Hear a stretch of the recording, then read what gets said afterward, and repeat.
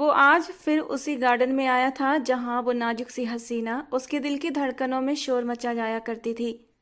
पहली बार तो वो इस पार्क में अपने एक क्लाइंट से मिलने आया था, जिनकी एक छोटी सी मीटिंग थी और सिकंदर ने कहा था कि हम इस खूबसूरत से पार्क में मीटिंग रख लेते हैं। ताज़ा हवा में मूड भी फ्रेश हो जाएगा और मीटिंग भी हो जाएगी। और ये मीटिंग उसकी ज़िंदगी के लिए एक बहुत बड़ा मोड़ साबित हुई थी। मीटिंग के दौरान भी वो उस खामोश खामोश उदास सी लड़की को देखे जा रहा था। वो लड़की कभी बेवजह बैठकर अपनी उंगलियां मरोड़ती, तो कभी उठकर इधर उधर टहलने लगती, तो कभी पार्क में खेल रहे बच्चों के साथ खुद भी हिस्सा ले लेती। वो खुद भी एक बच्ची ही थी, शायद 17 या 18 साल की, मासूम सी। सिकंदर ने लाख दिल को समझाया कि मुझे ये हरकत नहीं करनी चाहिए, वो अभी छोटी है, लेकिन दिल का क्या करता जो बुरी तरह मचलने लगा था। और आज आज वो फिर उसी गार्डन में आया था। पिछले 4 महीनों से वो लगातार इस गार्डन के चक्कर लगा रहा था, लेकिन बस दूर दूर से उस हसीन सी लड़की को देखकर अपने दिल में ठंडक उतरती महसूस करता। और जब उसके दिल में चैन आ जाता तो वो वहां से चला आता। फोन पर बजती घंटी ने उसका ध्यान खींचा था। जेब से मोबाइल निकाल कर देखा तो उसके छोटे भाई बाजिल का नंबर चमक रहा था। उसके होठों पर एक मुस्कान बिखर गई। उसे अपना ये छोटा भाई बहुत प्यारा था, जान बसती थी उसमें। लेकिन सिकंदर को क्या पता था कि दोनों भाइयों के बीच एक ऐसी दीवार खड़ी होने वाली थी जो शायद पूरी जिंदगी गिर नहीं सकती थी। उसने मुस्कुराते हुए फोन कान से लगा लिया। हेलो बाजिल, क्या बात है? सिकंदर, माँ का फोन नहीं लग रहा तो तुम मम्मा को बता देना कि आज की रात मैं घर नहीं आऊंगा, दोस्तों के साथ लेट नाइट पार्टी है मेरी। बाजिल ने इतना कहकर फोन काट दिया था और सिकंदर हैरान रह गया था। ये पहली बार था जब बाजिल रात के वक्त घर नहीं आ रहा था, वरना बाजिल इस तरह लेट नाइट पार्टी कभी नहीं करता था। हमेशा घर से ऑफिस और ऑफिस से घर। खैर, उसे कहीं ना कहीं थोड़ी सी खुशी भी हुई थी कि बाजिल भी आम नौजवान लड़कों की तरह अपनी जिंदगी को एंजॉय करने लगा था। वरना कभी कभी तो सिकंदर बहुत परेशान हो जाता था बाजिल की गतिविधियां देखकर। उसे किसी भी चीज में कोई दिलचस्पी ही नहीं थी, न पार्टीज में और न ही लड़कियों में। लड़कियों से तो वो ऐसे दूर भागता जैसे वो उसे करंट मारती हों। चलो, दोस्तों के साथ उठेगा बैठेगा एंजॉय करेगा तो उसके अंदर लड़कियों को लेकर जो डर या उलझन है वो भी खत्म हो जाएगी।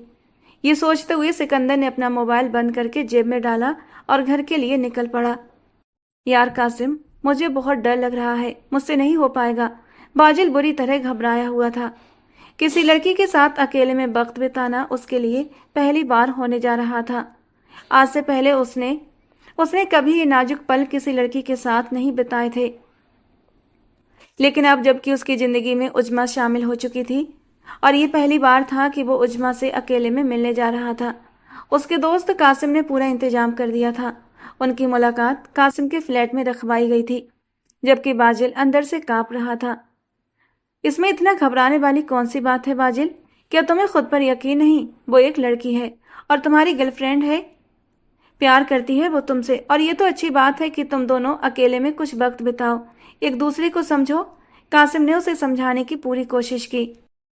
वैसे यार बाजिल, मुझे समझ नहीं आता कि उज्मा जैसी बोल्ड लड़की ने तुम जैसे डरपोक लड़के में क्या देख लिया जब वो तुम्हारी गर्लफ्रेंड बन गई। इस बार बाजिल ने घूर कर कासिम को देखा था। बकवास मत कर कासिम, प्यार करता हूँ उससे, अपनी जान से भी ज्यादा। और वो भी मुझसे बहुत प्यार करती है। प्यार करते हो ना, तब तो तुम्हें खुशी के मारे पागल हो जाना चाहिए था। अरे, ऐसी मुलाकातें तो किस्मत वालों को मिलती हैं। उज्मा लड़की होकर नहीं घबरा रही और तुम लड़के होकर इतना डर रहे हो। जबकि बाजिल अब भी चुप था।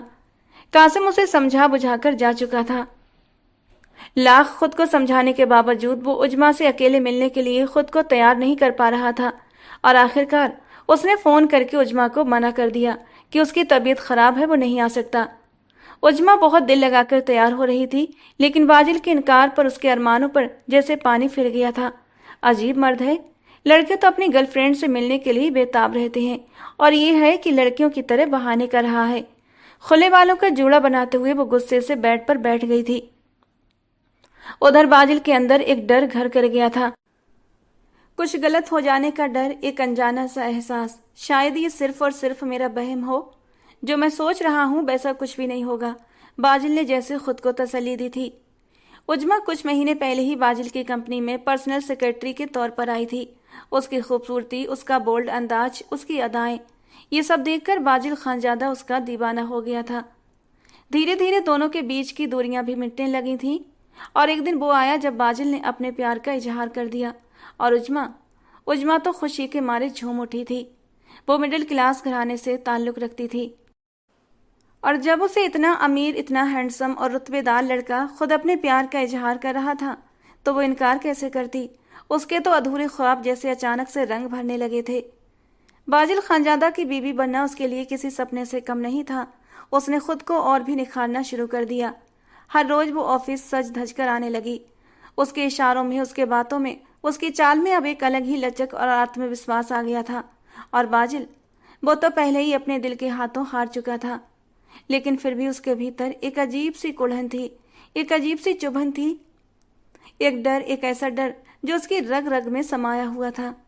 उसे लगता था कि वो एक पूरा मर्द नहीं है और इसी डर ने उसकी पूरी जिंदगी को कैद कर रखा था। आज तक उसने किसी भी लड़की के करीब जाने की हिम्मत नहीं की थी। 26 साल की उम्र में भी उसकी मासूमियत, उसकी वर्जिनिटी वैसी की वैसी ही थी। लेकिन उज्मा को देखकर उसके सारे उसूल, सारी सीमाएं धुंधली पड़ने लगी थी। वो उससे मोहब्बत करने लगा था, बुरी तरह, लेकिन साथ ही साथ अंदर से खुद से लड़ भी रहा था। एक दिन जब उसकी बेचैनी हद से ज्यादा बढ़ गई तो उसने अपनी बेचैनी अपने जिगरी यार कासिम को ये राज बता दिया। कासिम मुझसे नहीं होगा, मैं शायद अधूरा हूं। ये कहते हुए उसके गले में कुछ अटक सा गया था और कासिम हक्का बक्का रह गया था। उसकी आंखें फैल गई थीं। तू क्या बकवास कर रहा है बाजिल? तूने कभी आईने में खुद को देखा है? अरे तू तो उन लड़कों में से है जिनके पीछे लड़कियां दीवानी हो जाती हैं। नहीं कासिम, तू नहीं समझेगा। मैं लड़कियों के करीब नहीं जा पाता। मेरे अंदर एक डर है, शायद मेरी सबसे बड़ी कमजोरी। बाजिल की आवाज भर्रा रही थी। तो यार डॉक्टर को दिखा, शक है तो कंफर्म कर ले, इलाज करवाओ, कासिम ने सीधे सपाट लहजे में कहा। ये क्या पागलपन की बात कर रहा है यार? बाजिल ने गुस्से में उसे घूरा। मैं तो तुझे सलाह दे रहा हूँ, वैसे तू चाहे तो एक छोटा सा टेस्ट कर सकता है। कासिम ने इस बार आंख मारते हुए शरारत से कहा। कैसा टेस्ट? देख तो उज्मा से मोहब्बत करता है ना, शादी भी करना चाहता है तो उसे अकेले में मिल ले, एक बार खुद को परख तो सही, दिल को तसल्ली हो जाएगी। और जहां तक उज्मा का सवाल है, वो तुझ पर जान छिड़कती है। जब तू उसके करीब जाएगा तो मना नहीं करेगी और तुझे भी यकीन हो जाएगा तू कैसा है। लेकिन बाजिल ने सर नामे हिला दिया। नहीं कासिम, ये गलत है।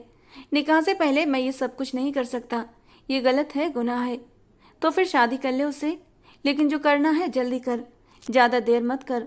खुदा ना खास्ता अगर तुझ में कोई कमी है तो वक्त रहते उसका इलाज हो सकता है, लेकिन अगर वक्त निकल गया ना तो पूरी जिंदगी पछताएगा और पछतावे से बड़ी सजा कोई और नहीं होती। कासिम उसे ये सब समझाकर वहां से चला गया था, लेकिन बाजिल वहीं कुर्सी से टेक लगाकर बैठ चुका था। सोचों का तूफान उसकी आंखों में उतर आया था, लेकिन एक बात बिल्कुल साफ थी, वो अभी निकाह नहीं कर सकता था, क्योंकि उसके घर के उसूल कहते थे पहले बड़े भाई की शादी होनी चाहिए और उसका बड़ा भाई सिकंदर खानजादा अभी तक कुंवारा था और तब तक वो बस इंतजार कर सकता था, उस डर, उस कमी और उस मोहब्बत के बीच झूलता हुआ। जब तक उसके बड़े भाई की शादी नहीं हो जाती तब तक उसकी अपनी शादी कैसे हो सकती थी, यही सोचिए उसे अंदर ही अंदर खा रही थी। वो गहरी उलझनों में डूबा हुआ था कि तभी कमरे के अंदर उज्मा दाखिल हुई। आज भी वो हमेशा की तरह किसी खिले गुलाब की तरह नजर आ रही थी। टाइट जीन्स, उस पर सफेद फिटेड शर्ट जिसके ऊपर के 2 बटन खुले हुए थे, हल्का फुल्का मेकअप और खुले बाल जो कंधों पर मखमली परछाई की तरह बिखरे हुए थे। बाजिल की नजरें उससे हटने का नाम नहीं ले रही थीं। मैं इस लड़की को खो नहीं सकता, किसी भी हाल में नहीं। वो बेचैनी से उठकर खड़ा हुआ। क्या बात है सर, आज कुछ परेशान लग रहे हैं आप? उज्मा उसकी ओर बढ़ी थी। उसकी आवाज में प्यार भी था और थोड़ा सा चिंता का भाव भी।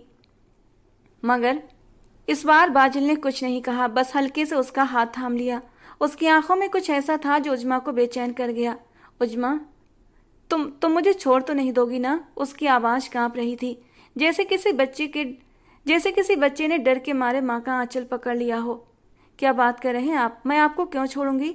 मैं मोहब्बत करती हूँ आपसे और पूरी जिंदगी आपका साथ निभाऊंगी, उजमा ने नरम लहजे में कहा, लेकिन उसके चेहरे पर हैरानी भी थी। फिर वादा करो, चाहे कुछ भी हो जाए, तुम मेरा साथ नहीं छोड़ोगी।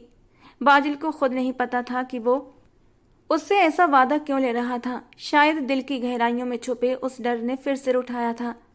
वादा करती हूँ सर, हमेशा आपके साथ रहूंगी। उजमा के लफ्जों ने उसे कुछ पल को सुकून दिया था, मगर डर अब भी जिंदा था। ठीक है, तो फिर मुझसे शादी कर लो, अभी और इसी वक्त। बाजिल का फैसला अचानक था। उजमा की आंखें हैरत से फैल गईं। सर, आप कैसी बातें कर रहे हैं? इस तरह अचानक शादी क्यों नहीं कर सकते उजमा?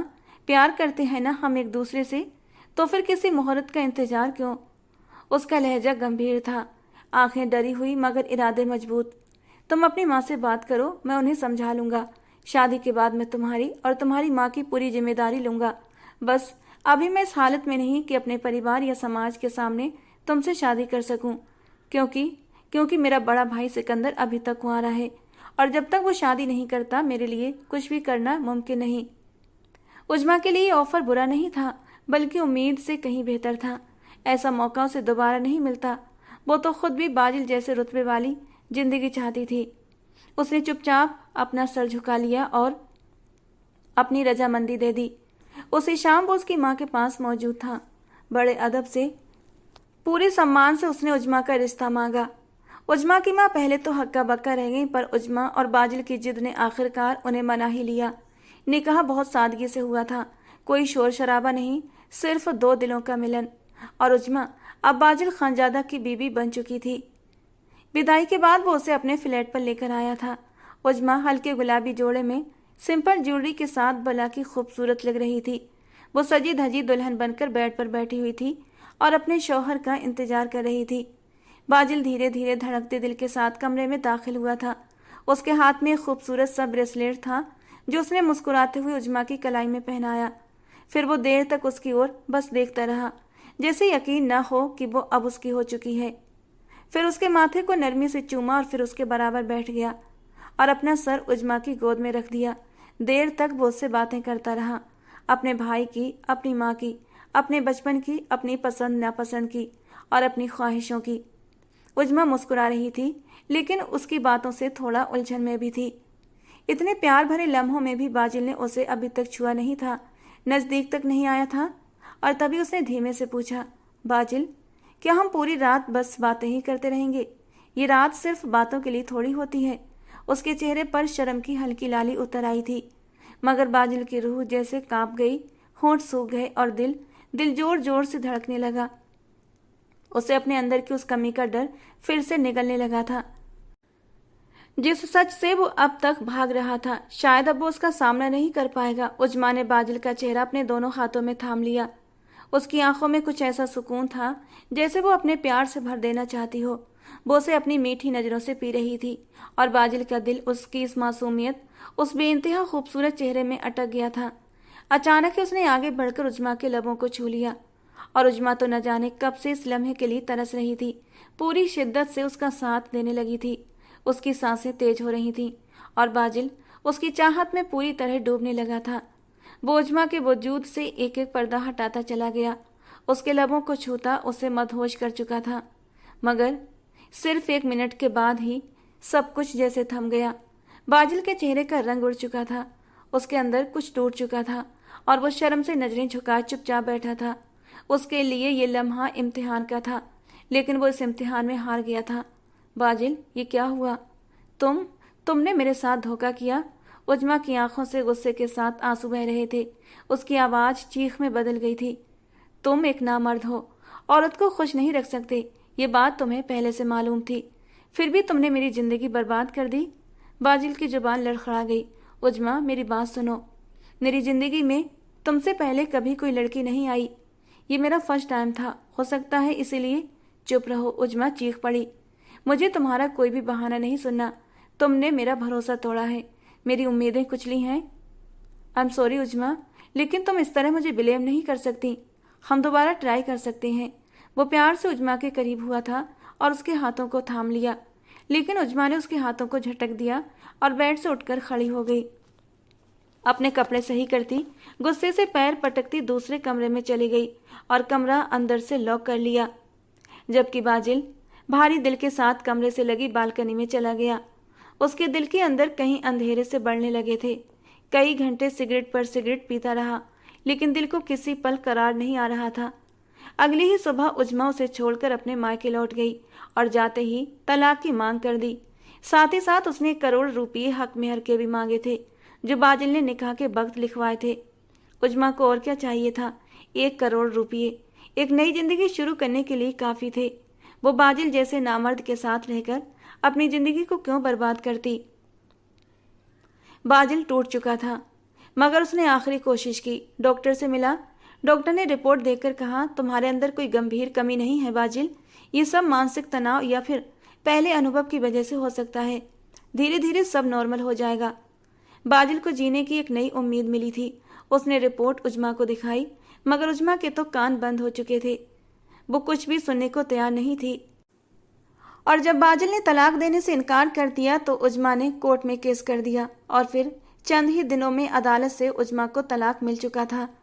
बाजिल बुरी तरह टूट चुका था। अब वो सिर्फ एक नाम था, उसकी रूह तो मर चुकी थी।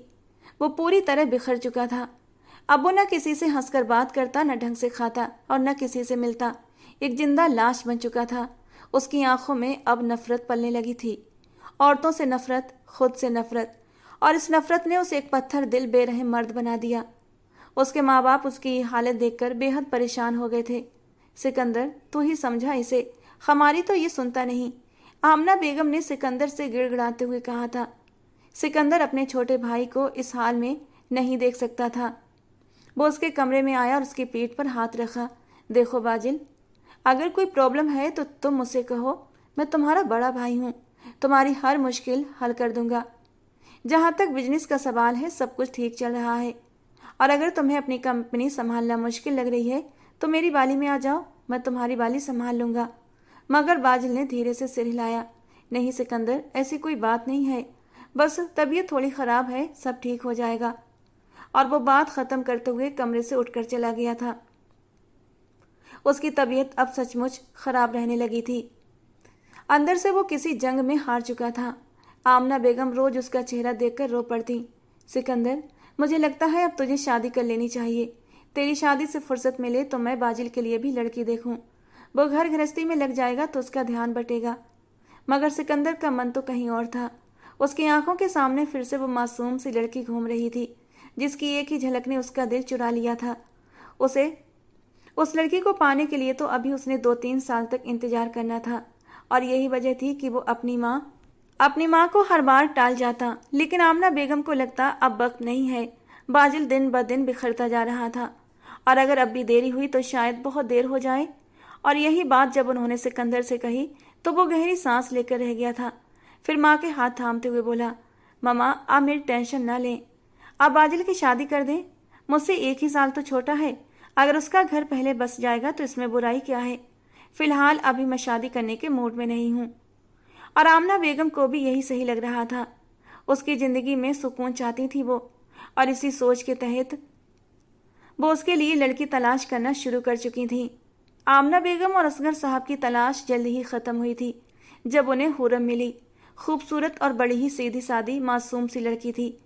आमना बेगम को बाजिल के लिए ये लड़की पहली ही नज़र में पसंद आ गई। हुरम अनाथ थी, अपने चाचा चाची के साथ रहती थी। उसकी चाची को हुरम की शादी की बड़ी जल्दी थी। हालांकि अभी हुरम की उम्र ज़्यादा नहीं थी, लेकिन उसकी चाची हुरम के बोझ से आज़ाद होना चाहती थी, इसलिए झटपट ये रिश्ता तय कर दिया। और फिर 8 दिन के अंदर अंदर हुरम बाजिल की दुल्हन बनकर खानजादा हवेली में उतर आई। आमना बेगम और असगर साहब इस बात से बेखबर थे कि एक बेटे का घर बसाने के चक्कर में वो दूसरे का दिल जख्मी करने जा रहे थे, क्योंकि हुरम कोई और नहीं बल्कि वही लड़की थी जो सिकंदर के दिल पर राज करती थी। और सिकंदर इंतजार में था कि कब वो थोड़ी सी बड़ी हो और वो उसे अपनी जिंदगी में शामिल कर ले। लेकिन इससे पहले ही वो उसकी हवेली में दाखिल तो हो गई थी, लेकिन उसकी भाभी बनकर। देखो बाजिल, मैं कैसी लग रही हूँ। उसने ब्लैक कलर की स्लीवलेस साड़ी पहन रखी थी, चेहरे पर हल्का सा मेकअप किए वो बहुत ही हसीन लग रही थी। उसे देखकर कोई भी इंसान अपने होश खो सकता था। आज उसे बाजिल के साथ उसके दोस्त के घर डिनर पर जाना था। और जब बाजिल कमरे में दाखिल हुआ, खुर्रम को देखकर उसके माथे पर बल पड़ गए और मजबूत कदमों से चलता हुआ वो सीधा खुर्रम के सामने आकर खड़ा हो गया। वो चेहरे पर मुस्कान लिए पूरे उत्साह से बाजिल से कुछ पूछ रही थी कि अचानक ही उसने खुर्रम को उसके बालों से पकड़ लिया। वो नन्ही सी जान इस झटके के लिए बिल्कुल भी तैयार नहीं थी। बाजिल ने उसे जोरदार थप्पड़ मारा और एक धक्का देते हुए बेड पर गिरा दिया। वो हैरान रह गई थी। इस थप्पड़ की वजह उसे समझ में नहीं आई थी, जबकि दर्द और जिल्लत के एहसास से वो फूट फूट कर रोने लगी। मैं तुम्हारे जैसी लड़कियों को बहुत अच्छे से जानता हूँ। ये सब कुछ तुम मर्दों का ध्यान खींचने के लिए करती हो, मर्दों को अपनी ओर अट्रैक्ट करके अपनी खूबसूरती की बिजलियां उन पर गिराकर उन्हें तड़पने के लिए छोड़ देती हो। तुम जैसी लड़कियों को कोई फर्क नहीं पड़ता कि उन मर्दों पर क्या बीतेगी जो अपनी जिंदगी की सबसे बड़ी गलती कर बैठते हैं तुम जैसी लड़कियों से इश्क करके। बाजिल प्लीज, वो दर्द में डूबी आवाज में चिल्लाई, मगर बाजिल को जैसे किसी चीज की कोई परवाह ही नहीं थी। उसने आगे बढ़कर उसके बाजू को जोर से दबोच लिया और खींचते हुए उसे अपने सामने खड़ा किया। उसके मजबूत हाथों की पकड़ खुर्रम के नाजुक बाजू में सख्त होने लगी थी। दर्द के मारे वो बुरी तरह तड़प उठी थी। मुझे दर्द हो रहा है बाजिल, वो फिर से गिड़गिड़ाई थी। बाजिल ने दोबारा उसे जोर से बेड पर फेंका था। आज मैं तुम्हें बताता हूँ कि दूसरे मर्दों के लिए श्रृंगार करने की क्या सजा होती है। इससे पहले कि वो उस पर हावी होता, दरवाजे पर दस्तक हुई। उसने गहरी सांस ली और दरवाजा खोल दिया। सामने ही आमना बेगम खड़ी थी। वो गुस्से से दांत पीसते हुए बोली, ये क्या बदतमीजी है बाजिल, शादी को अभी 2 दिन भी नहीं हुए और तुमने तमाशा शुरू कर दिया। तुम्हारे चीखने चिल्लाने की आवाजें लॉन्च तक आ रही हैं और वहां मेरे मेहमान बैठे हैं, तो अपने मेहमानों को उठाकर बाहर निकाल दीजिए। उसने बेतहाशा लापरवाही और गुस्से से जवाब दिया था। वो दरवाजा बंद ही करने वाला था कि आमना बेगम ने बीच में पांव अड़ा दिया और कमरे के अंदर दाखिल हो गई। सामने बैठी खुर्रम को देखकर उनका दिल जैसे किसी ने मुट्ठी में जकड़ लिया। माँ की नजरों में गुस्सा और हैरत बाजिल ने साफ महसूस की थी। इससे पहले वो कुछ बोलती वो खुद ही बोला, मामा आप जाएं यहाँ से, ये मेरा और मेरी बीबी का मामला है। जैसे ही खुर्रम की नजर आमना बेगम पर पड़ी थी, वो दौड़ती ही उनके पास आई और उनसे लिपट कर फूट फूट कर रोने लगी। तुमने इस पर हाथ उठाया? उसके गाल लाल और बिखरे बाल देखकर उन्हें अपनी आंखों पर यकीन नहीं हुआ था। बाजिल, मैं तुमसे कुछ पूछ रही हूँ, क्या तुमने इस पर हाथ उठाया? हाँ, ये उसकी बदचलनी की सजा है। अगर इसने दोबारा ऐसे कपड़े पहनकर बाहर निकलने की कोशिश की तो इसकी टांगें तोड़कर घर पर बिठा दूंगा। तुम पागल हो गए हो क्या? ये कैसी हरकतें कर रहे हो? और क्या मसला है इन कपड़ों में? ये साड़ी तो मैंने ही इसे पहनने को दी थी। वो आमना बेगम के गले लगकर फिर से रोने लगी और बाजिल एक पल को शर्मिंदा हुआ था और फिर तेज तेज कदमों से कमरे से बाहर चला गया। मेरी जान चुप हो जाओ, मैं हूं ना, मैं तुम्हारे साथ हूं। आंटी, उन्होंने मुझे बालों से खींचा और मारा भी। वो बहुत बुरे इंसान हैं, मुझे उनसे बहुत डर लगता है। मुझे उनके साथ नहीं रहना। वो नर्म नाजुक छोटी सी लड़की कितनी मासूमियत से ये बात कह रही थी कि आमना बेगम का दिल कटकर रह गया था।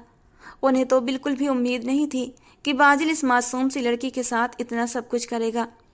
उन्होंने खुर्रम को गले से लगा लिया और धीरे धीरे उसे थपकने लगी। फिर उसका हाथ पकड़कर उसे बेड पर बिठा दिया। खुद भी उसके बराबर बैठ गई।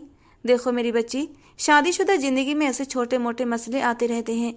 औरत को हमेशा समझौता करना होता है, वरना पति पत्नी के रिश्ते की डोर जितनी मजबूत होती है उतनी ही कमजोर भी होती है। सिर्फ एक गलती से सब कुछ खत्म हो जाता है। अपना घर बनाने के लिए औरत को ही झुकना पड़ता है।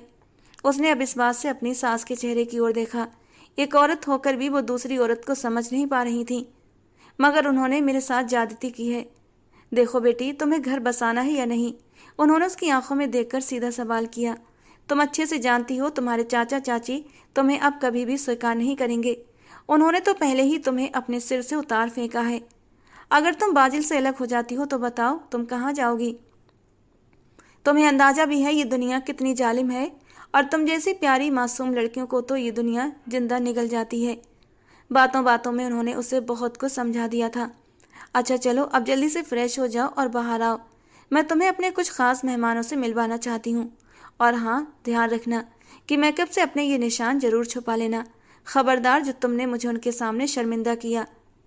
वो उनसे पूछना चाहती थी, इसमें मेरा क्या कसूर? ये सब कुछ तो आपके बेटे ने किया है। मगर वो खामोश रह गई। शायद यही उसकी किस्मत में लिखा था। जब वो लॉन्ज में पहुंची तो उसे सिकंदर खानजादा की आवाज़ सुनाई दी। निगाहें उठाकर देखा तो वो अपनी शहजादों जैसी पर्सनालिटी के साथ दरवाजे पर खड़ा बहुत गौर से उसके चेहरे को देख रहा था। खुर्रम की रोई रोई लाल आंखें, चेहरे पर हल्के लाल निशान जो मेकअप से छुपाने पर भी नहीं छुपे थे, उसके चेहरे की उदासी। सिकंदर एक नज़र में ही भाप गया था। मोहब्बत में महबूब का हाल तो नज़रों से पढ़ लिया जाता है, इसमें कुछ भी कहने की ज़रूरत नहीं पड़ती। और वो भी खुर्रम का हाल उसकी नज़रों से जान लेता था। आज भी वो रोई थी, आज भी वो तकलीफ में थी। सिकंदर ने एक पल में ही ये जांच लिया था। उसका दिल अंदर ही अंदर दुख रहा था। क्या उसकी माँ को इस लड़की की हालत दिखाई नहीं दे रही थी? कितने प्यार से वो अपने मेहमानों से उससे मिलवा रही थी, जैसे कुछ हुआ ही ना हो। पहले तो उसकी आंखों में हैरानी थी, फिर गुस्से की लपटें उठने लगीं। वो तेज तेज कदमों से चलता हुआ खुर्रम के सामने आकर खड़ा हुआ। सिकंदर को अपने सामने इस तरह खड़े देखकर खुर्रम बुरी तरह परेशान हुई थी। आमना बेगम ने जैसे ही अपने बेटे की हालत देखी तो घबरा गई। सिकंदर बेटा, फारूक अंकल से मिलो। इससे पहले सिकंदर खुर्रम से कुछ कहता, उन्होंने उसका ध्यान जबरदस्ती फारूक अंकल की ओर लगा दिया और आंखों ही आंखों में खुर्रम को वहां से जाने का इशारा कर दिया। खुर्रम तुरंत उठी और अपने कमरे की ओर भाग गई। उसका दिल जोर जोर से धड़क रहा था। उसे समझ नहीं आता था आखिर उसकी सास उसे अपने ही देवर सिकंदर से बात क्यों नहीं करने देती। जब भी वो उसके सामने जाती थी, आमना बेगम उसे वहां से किसी न किसी बहाने से भगा देती थी। आज उसकी शादी का तीसरा दिन था और इन 3 दिनों में उसे 3 पल के लिए भी खुशी नसीब नहीं हुई थी। बाजिल का अजीब सा अंदाज, रात को उसके करीब न आना, गुस्से से उसे धुतकार देना, हर वक्त उस पर अपने गुस्से और नफरत का इजहार करना। खुर्रम को समझ नहीं आ रहा था आखिर ये सब क्यों था। अगर मैं उन्हें पसंद नहीं थी तो ये शादी क्यों की। सिकंदर खानजादा जो किचन में खड़ा अपने लिए कॉफ़ी बना रहा था, लेकिन कमरे से आती सिसकियों ने उसका चैन छीन लिया था। उसने गुस्से से अपनी मुट्ठियां भींच ली। सिकंदर को कुछ भी समझ नहीं आ रहा था कि आखिर वो करे तो क्या करे। उसे खुर्रम पर बेहद तरस भी आ रहा था। उसने कभी सोचा भी नहीं था कि वो उस मासूम लड़की को इस हाल में देखेगा। दिल में उठते दर्द को दबाता वो अपने कमरे में चला आया था। बाजिल ने उस रात भी उसे तकलीफ पहुंचाई थी। उसे तकलीफ देकर, दर्द देकर वो कमरे से बाहर चला गया था और वो घुटनों पर सर रखे फूट फूट कर रो रही थी। धीरे धीरे दोनों की शादी को लगभग 1 हफ्ता हो चुका था और इस पूरे हफ्ते बाजिल उसके करीब नहीं आया था। और खुर्रम के लिए भी ये सुकून भरी बात थी, क्योंकि वो खुद भी अभी इस रिश्ते को लेकर काफ़ी डरी हुई थी। शाम का वक्त था। बाजिल ने कहा, मेरे कुछ दोस्त डिनर पर आ रहे हैं, तो मैं खुद अपने हाथों से खाना बनाना है और अच्छे से तैयार भी होना है। मुझे शिकायत का मौका नहीं चाहिए। यह हफ्ता उसके लिए सुकून भरा हफ्ता रहा था। बाजिल ने ना तो उस पर हाथ उठाया था और ना ही ऊंची आवाज में कुछ कहा था। इस थोड़े से वक्त में ही वो खिल उठी थी, हर वक्त मुस्कुराती रहती। सिकंदर जब उसे यूं हंसते देखता तो खुद भी चैन महसूस करता था। जब बाजिल अपने दोस्तों को लेकर हवेली के अंदर आया और अपनी बीबी की हालत देखी तो उसके माथे पर बुरी तरह गुस्से के मारे बल पड़ चुके थे। वो तेज कदमों से उसके पास आया और उसके कानों के पास झुककर सख्त लहजे में बोला, ये किस तरह का ड्रेस पहन रखा है तुमने? क्यों सबके सामने मेरी नाक कटवाना चाहती हो? खुर्रम हैरान रह गई। आपने खुद ही तो कहा था कि मैं कुर्ता पहना करूं। मैंने तुम्हें ये बड़ा सा एशियन फ्लैग ओढ़ने के लिए नहीं कहा था। वो उसके बड़े से दुपट्टे की तरफ इशारा करते हुए बोला तो वो शर्म से नजरें झुका गई। सिकंदर जो कि अपने कमरे के दरवाजे पर खड़ा ये सब देख रहा था, मजबूत कदमों से भाई के पास आया। क्या हुआ, सब ठीक तो है ना? हाँ सब ठीक है, लेकिन तुम जाओ यहाँ से, बाजिल ने गुस्से से मुंह फेरते हुए कहा। और तुम अभी इसी वक्त कमरे में चलो। जो ड्रेस मैं पिछले हफ्ते तुम्हारे लिए लाया था वो पहन कर आओ। मगर वो तो बैकलेस है। उसने कुछ कहने की कोशिश की तो बाजिल ने उसका बाजू जोर से पकड़ लिया। बाजिल, ये क्या कर रहे हो? तुम्हारे दोस्त ड्राइंग रूम में बैठे हैं और तुम यहाँ पर तमाशा लगा रहे हो। तुम साइड पर हो जाओ सिकंदर और अपने काम से काम रखो। ये मेरा और मेरी बीबी का मामला है, लेकिन तुम्हारी वजह से हम लोग भी डिस्टर्ब हो रहे हैं। मेरी तरफ से भाड़ में जाओ सिकंदर, मुझे कोई फर्क नहीं पड़ता। वो खुर्रम का हाथ पकड़कर उसे खींचते हुए कमरे में ले गया था। आंसू लगातार खुर्रम की आंखों से बह रहे थे। आप बहुत ही अजीब इंसान हैं बाजिल, आप अपने सगे भाई के साथ भी। उसने बस अभी इतना ही कहा था कि बाजिल की आंखें गुस्से से लाल हो गईं। वो अपना आपा खो बैठा और फिर थोड़ी ही देर में उसकी सिसकियों की आवाज़ पूरे कमरे में गूंज रही थी। जब वो बाहर निकला तो उसने अपने होठों पर एक हल्की सी मुस्कान सजा ली थी। तुम लोगों की भाभी की तबीयत थोड़ी खराब है, वो तुमसे मिल नहीं पाएगी, लेकिन मैं तुम्हें कंपनी देने के लिए यही हूँ। आमना बेगम भी कमरे के अंदर आ गई थी। सब लोग वहां बैठकर अब हंसी मजाक में बिजी थे, जबकि वो नाजुक सी लड़की अपने कमरे में अकेली बैठी सिसक रही थी। बीते हुए लम्हे उसकी आंखों के सामने एक एक कर घूमने लगे थे। जब वो सिर्फ 8 साल की थी तो उसके पापा का एक कार एक्सीडेंट में इंतकाल हो गया था। उसके बाद उसकी अम्मी उसे लेकर मामा के घर चली गई थी, लेकिन वहां भी मामी का रवैया बहुत जालिमाना था। बचपन से ही वो छोटी छोटी चीजों को तरसती आई थी। जब वो अपनी कजिन्स को खिलौनों से खेलती देखती तो उसका दिल तड़प उठता था, काश मेरे पास भी ऐसे ही खिलौने होते। एक बार उसने हिम्मत करके मामा से खिलौनों की फरमाइश भी कर दी थी, मगर उन्होंने उसे बहुत बुरी तरह से झिड़क दिया था। उस नन्ही सी बच्ची को यह एहसास दिला दिया था कि हम तुम्हारी जिम्मेदारी उठा रहे हैं, तुम्हें अपने घर में पनाह दी है, इस पर ही शुक्र करो। अगर दोबारा ऐसी फरमाइश की तो घर से बाहर निकाल देंगे। वो दौड़ती हुई अपनी माँ के पास आई और रोते हुए शिकायत की, तो उसकी माँ ने उसे अपने सीने से लगाकर न